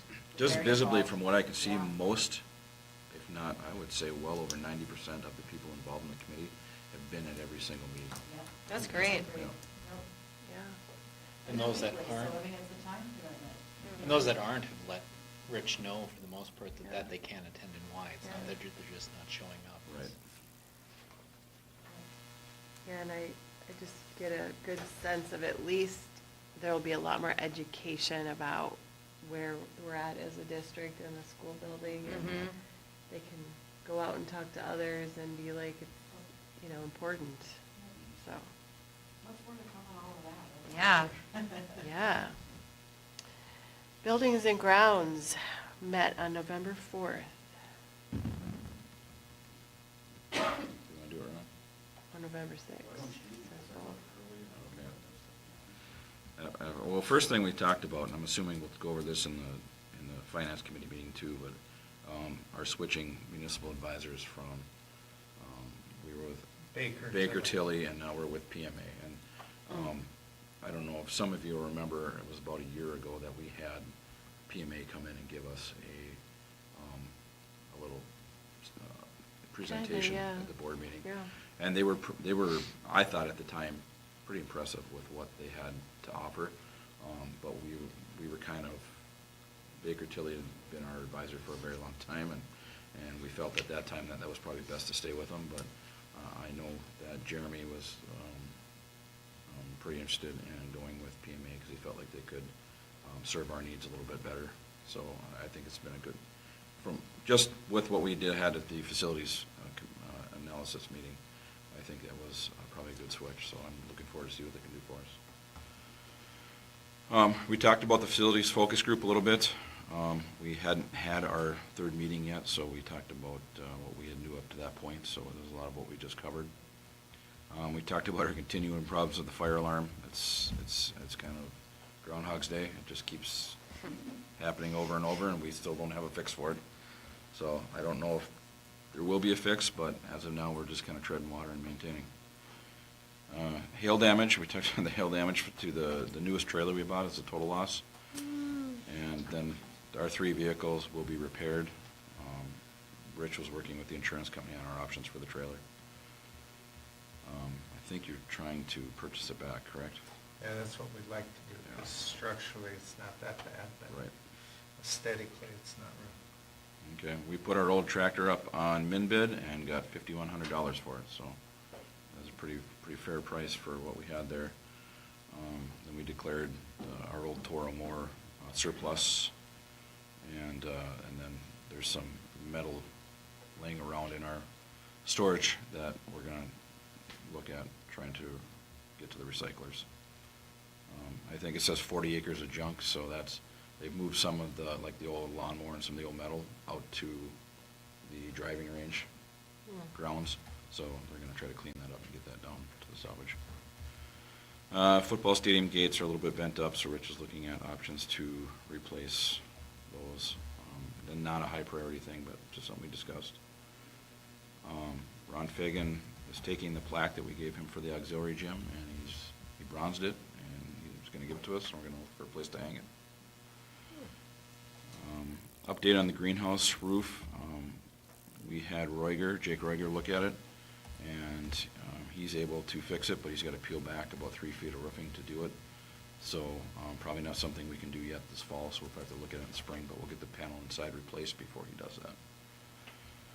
Robotics, they're moving into, and I think they've already started or have cleaned out the storage space behind the old shop, or the wood shop where the standing room is, and they're going to move robotics into that, so they kind of have a permanent home to keep their stuff and work. The junior high wrestling room, the current wrestling room, which would have been the old metal shop, across the hall from the choir area. We're storing file cabinets in there right now for the music program, because it was in a room in the haunted hallway that has had some seepage. And sheet work and stuff is getting musty and moldy, so we got new file cabinets from Fagan Incorporated. They donated them to us. They were switching off file cabinets. So we've got new cabinets to put it in, and there is a storage room behind that wrestling room that we can use to put those file cabinets. Talked about smudging just briefly, a little update on that we're going to continue to do it in school, or in the school building before school, where we've been doing it. There's about 5 to 6 participants actively in it right now. So, and it's been working, so we're going to keep going with that. And then we talked about where we're sitting with the budgets as far as the capital outlay and long-term facility maintenance and computers. Looking to buy our lease. We're up on that 4-year lease. And we adjourned. Wow. Lots of stuff. Very productive. And you meet again in December? Is that what it says? Yes. Roughly? December 4th, yeah. December 4th. All right. Any other questions? All right. We are ready for our next item, which is Indian Education Report by Roberta.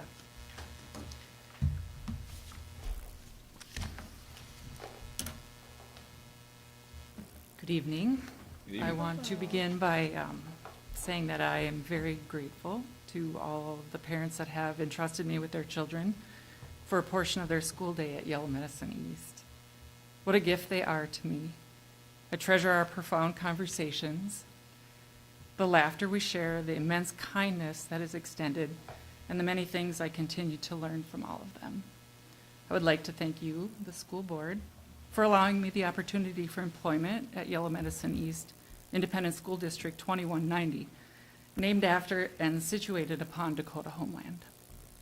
So tonight, I will begin my report with Indian policies and procedures. So we are doing this in November because the federal government is switching up and doing a change. And so other years, we've always done this a little bit later in the year, and we've also done our public meeting later in the year, usually in the spring. And so that was becoming too late for when I did my impact aid application. That was getting too late into the spring. So we had to switch up our Indian policies and procedures to say that we were now going to be doing the public meeting in the fall. So that's kind of the biggest change in our Indian policies and procedures is due to that, and that we're having the public meeting in the fall now versus the spring. So that's kind of the biggest issue with the policies and procedures. And so I'm assuming you all have the red line. There's not a lot of other differences within that. It's mostly just to ensure that we, as a district, are communicating with parents and the tribe in regards to Indian education programming. And it kind of explains how parents can go about communicating with the school, how we communicate back, if there's an issue, how they bring about that issue, how many days we have, all those those policies, those procedures of how to go about those things. And so it's kind of, mostly it's just that. And so that's what, we did those little changes, and so that's what's there for you to take a look at. And I don't really have too much else to say about that. Mr. Schneider, do you have anything else to say No, about those changes? It does feel a little bit like we're jumping through hoops, but we get better at it each year. Yeah. But I think we did add a few more details into the policies and procedures. And you want to talk about your big event tomorrow, right? So we will have our public meeting tomorrow. And maybe you said that. Yeah, we'll go over our Indian Education Aid application. That'll be due at the end of the month, and so we've got, I brought it with, we've got goals. Ours also match some of the things in the world's best workforce. So we've got goals, preschool scholarships. We always like to help out the preschoolers and give out preschool scholarships. Although the Upper Sioux community is, I think, deciding to be very generous and help out their preschool students as well. And so our scholarships will stretch a little bit further. Preschool scholarships, we also will be doing, working very closely with Leah, with college, going on college visits. We sometimes do a smaller group or a group of our students that maybe get sort of lost when the whole big group goes. And so, or we go to college visits and then meet with their Indian Ed department. So we do kind of some of our own college visits and do some of that. We also help, usually it's Starla, so I shouldn't say we, help with college applications and looking at the FAFSA and some of those kinds of college things in hopes that all of our seniors will at least apply to college. That's our goal, is to having all of them at least go through that process of applying. We have a elementary goal, and that we use STAR reading testing data instead of the MCA. It's just easy for us to look at, okay, this was what it was in the fall, and here, while they've all improved by spring is the hope. And last year, 85% of them, we met our goal, actually 90% did, so that's kind of fun. So we use that so that we can say that our liaison will be working in the elementary, and she works mostly 4th and 5th grade, and so we use that data for Sophia, our liaison there. Another goal we have, so we've got 4th and 5th grade, we've got preschoolers, we've got, so this year we added one about, the state is concerned about the gap, of course. That's kind of, we talked about earlier, the state likes that kind of statistic.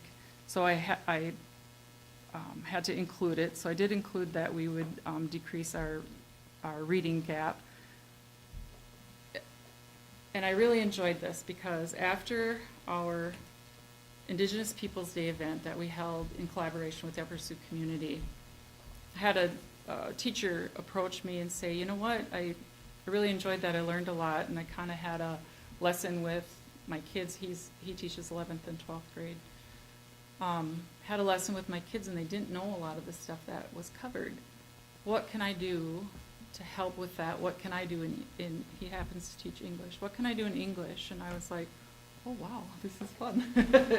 So I talked with the English teachers, met with their PLC, and talked about, okay, with your Minnesota standards, how can we help? How can the Indian Ed department help you? Do you want a short story? Do you want a novel? Do you want a graphic novel? Do you want poetry? Which part of this standard do you want Indian Ed to help you with? And so, so that was really fun. I've been talking, we gathered all of our books that we have from Pajut Azizi authors, Wazia Taween and Terry Peterson and Super Labatt, and gathering all of our resources that we have. I talked to Adam again today, and so we can really put together some fun things for the English department is kind of like our beginning. So I use that as part of our goal for our Indian Ed dollars too, is that our English department will work closely with the Indian Ed department to make some changes in the curriculum or help them incorporate that. So that's kind of exciting too. So, and then of course our spotlight events and initiatives. Starla will work with the students about our having spotlights and initiatives take place at YME. We already went to, you've heard me talk about Marlena Miles before. She has, in the Minneapolis City building, she has some of her art displayed in these great big, in the hallway in these great big area or whatever. And so we took the kids there so they could look at that, and that was pretty crazy. And then we went to the Walker Sculpture Garden and walked around there and sat in. Angela Two Stars has a sculpture there that is like, it represents like a drop of water in the middle, and then the benches are the ripples. And so it was really awesome to have.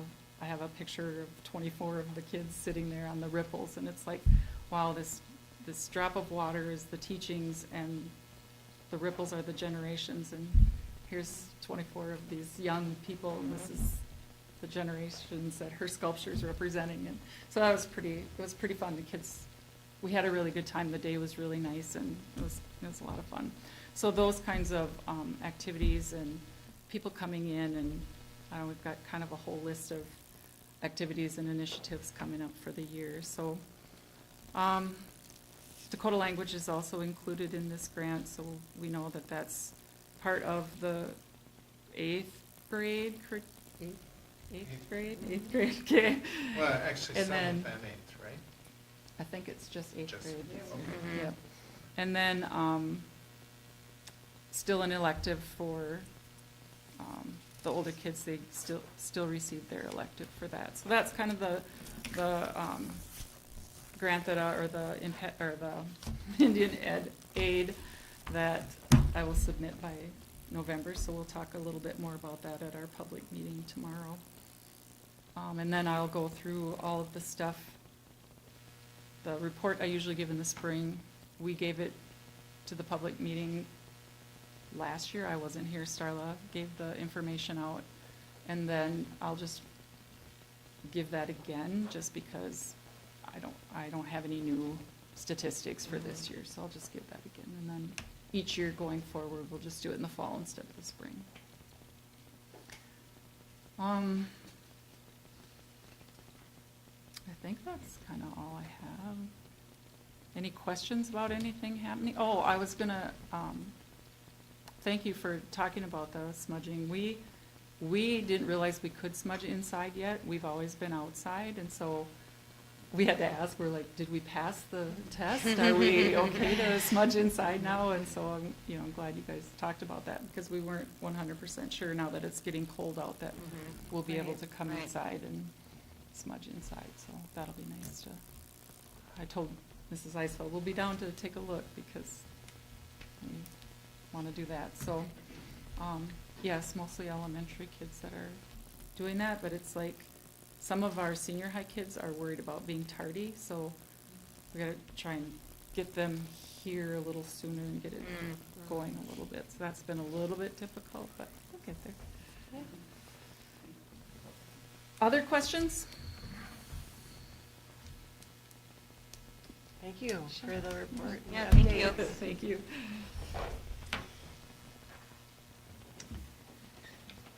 All right, so that'll move us to new business. We've got some personnel items to start with. We have a couple of resignations. Food service, Julie Lepke, and assistant volleyball coach Amanda Stengel. Their information is on board book. Do I have a motion to approve those resignations? Motion to approve by Zempel. And a second?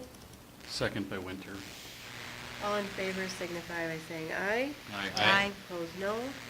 Motion carries. And we have a retirement. After 30 years, Francis Staub is going to retire. He will be definitely missed, and we'd like to publicly thank him for all his years of service, knowledge, life-saving abilities. He will definitely be missed. I don't know if anybody else wants to say anything else. Yeah, tough shoes to fill. Yeah. Not just And we definitely wish him well. So is there a motion to accept the retirement of Francis Staub? And a second? I'll second. All in favor signify by saying aye. Aye. Opposed, no. Motion carries. Leave of absence request for BRE paraprofessional Amanda Aurelius. Is there a motion to approve that leave request? Motion by LeBlanc to approve. And a second? Second by Zempel. All in favor signify by saying aye. Aye. Opposed, no. Motion carries. Moving on to new hires, we'll take a chunk of these together. I'll just say them. Director of Buildings and Grounds will be Jeff Partington. ERE paraprofessional Alexis Tersch. Assistant boys basketball coach Landon Anderson.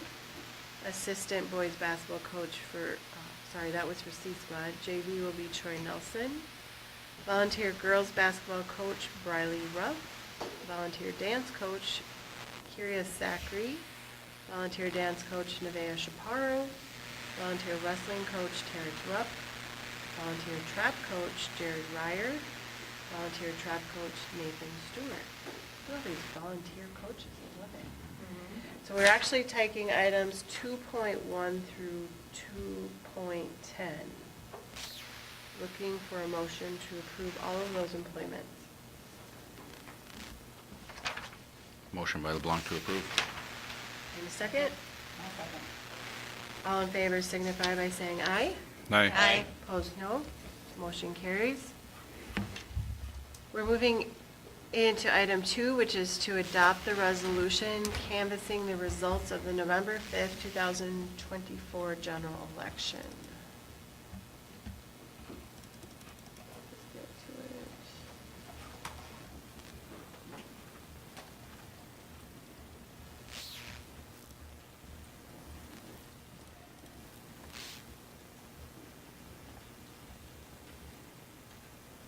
All right, is anything you want to, this will be roll call vote when we get there. Well, this is just the results, as you can see. Top 3 were pursued, and then the 4th one, Abby Richter, was written in. So for a total would be 484 write-ins. Congratulations on you all. Yes. All right, so we're looking for a motion and a second, and then it will be roll call vote to adopt the resolution canvassing those results from the November 5th, 2024 general election. Is there a motion I'll motion to adopt the resolution. and a second? I'll second. Okay, roll call vote, and we'll start with Director Winter. Ron Winter, yes. Sonia Peterson, yes. Jeremy LeBlanc, yes. Don Odegaard, yes. Matt Zempel, yes. Laurel Christensen, yes. Motion carries. Item 3 is to adopt the resolution authorizing issuance of certificates of election.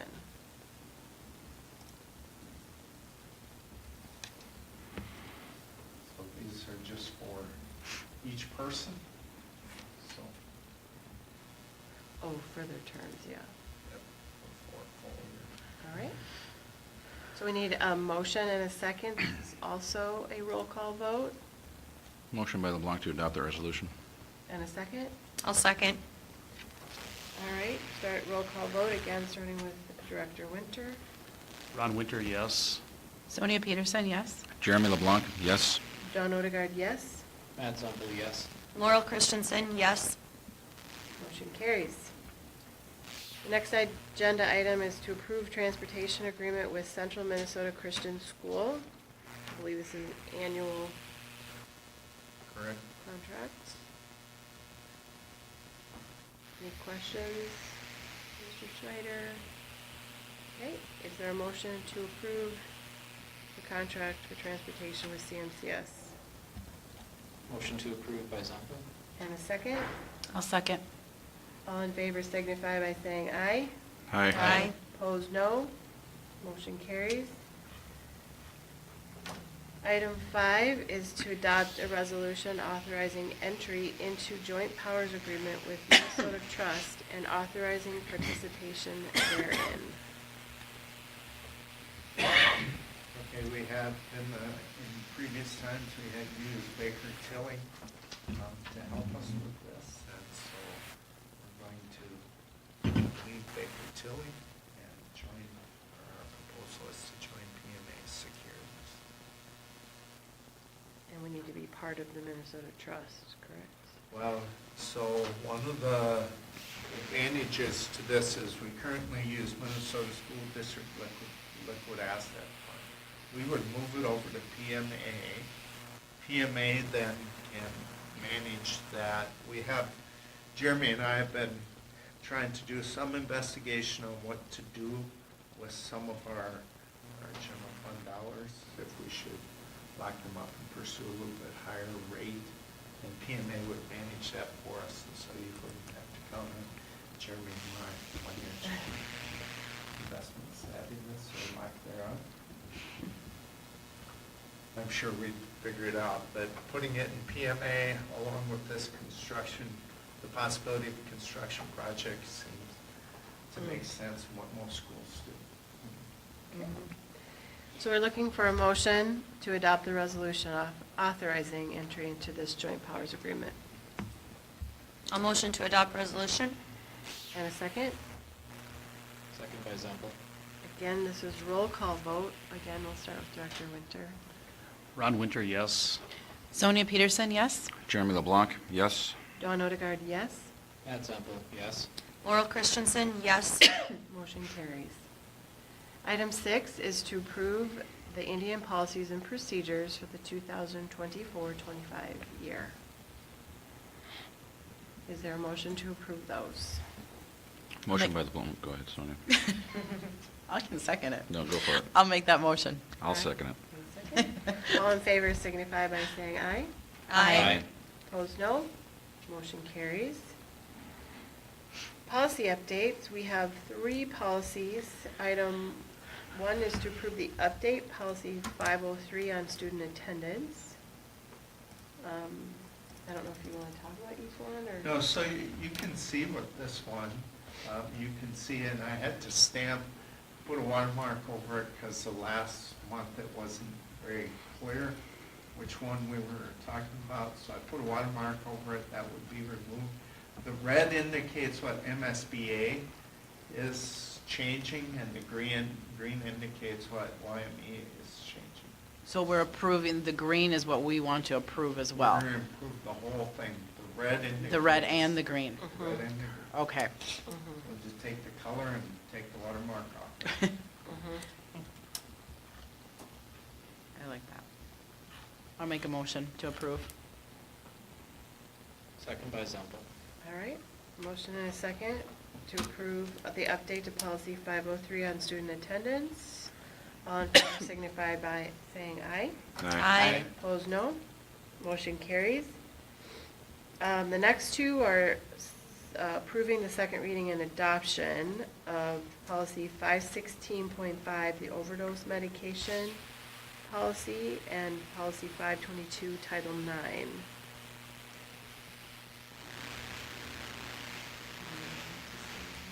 Yeah, so both of those overdose medication was first reading last year, which is, and then 522. Title IX, we had tabled to make sure that it reflected most current practices, and I think we have all the lines and everything updated in there, so that can be approved also. Perfect. Any questions on either of those? If not, I'm looking for a motion to approve those two policies, the second reading and adoption thereof. I will motion to approve. And a second? Second by Zempel. Motion and a second. All in favor signify by saying aye. Aye. Aye. Opposed, no. Motion carries. We did do the IPPs, right? We did.